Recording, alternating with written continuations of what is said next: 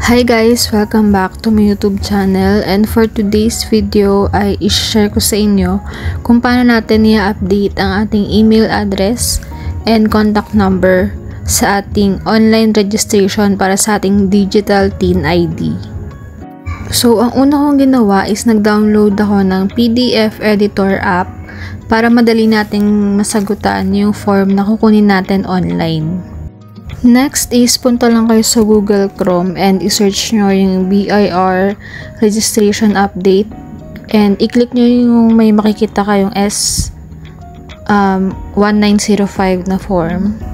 And then i-click nyo yung unang lalabas, yung registration update sheet ng BIR, and i-open nyo siya dun sa PDF editor app na meron kayo.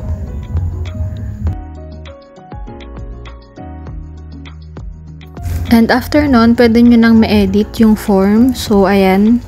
Ang nilagay ko lang dito or yung mga sinagutan ko dito is yung TIN number ko since meron na akong existing TIN ID, yung birth date, address, yung name nila mama tsaka ni papa, name and signature, at syempre yung pinaka-importante kaya natin ginagawa to is para i-update yung ating email address and contact number. So, after ko ma-fill upan and masagutan yung form, is-save ko lang siya.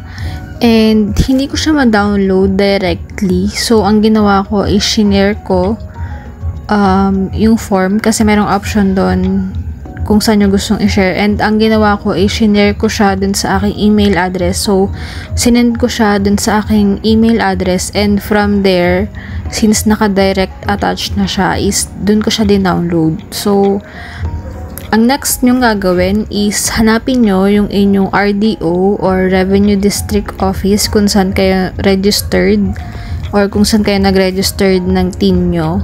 So, kung hindi nyo alam kung saan is pwede nyong i-check online. So, meron akong tutorial na ginawa kung paano nyo ma-check online yung inyong, kung saan yung inyong RDO. And after nun is punta kayo dun sa website ng inyong RDO and hanapin nyo kung ano yung email address nung RDO nyo.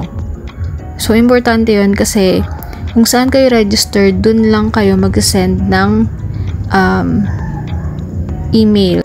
So, punta lang kayo dun sa website ng BIR and i-check nyo kung valid yung inyong TIN ID, and from there, kapag valid is lalabas kung saan yung RDO nyo. So, ganun lang ginawa ko. Sinearch ko siya and lumabas nga na sa Parañaque area yung sa akin. And bumalik ulit ako sa BIR website and sa pinakababang part is makikita nyo doon yung mga location ng mga different branches. And hanapin nyo lang kung saan yung RDO nyo and doon nyo kunin yung email address. So, doon nyo isa-send yung updated form na ginawa natin kanina or ginawa nyo kanina. So, nung nakita ko na yung email address ng aking RDO is bumalik ako dun sa aking email address. Yung email address na gamit ko is yun din yung registered ko dun sa updated form. So, importante yun guys. Kung ano yung email address na in-update nyo sa form is dun din dapat kayo mag-i-email. Yun din dapat yung email na gagamitin nyo. So, sinend ko dun yung form and naglagay lang ako ng konting note na this is the updated form of my S1905 form. So, ganun lang. And in-attach ko yung in-edit natin na PDF form nila. And naghintay na lang ako kung ano yung i-reply nila sa akin. So, ayun. Kinabukasan is nag-reply naman yung aking RDO and sinabi nga na-update na ang aking email and contact number. So, once updated na ang ating email and contact, ay pwede na tayong mag-register sa Aurus website.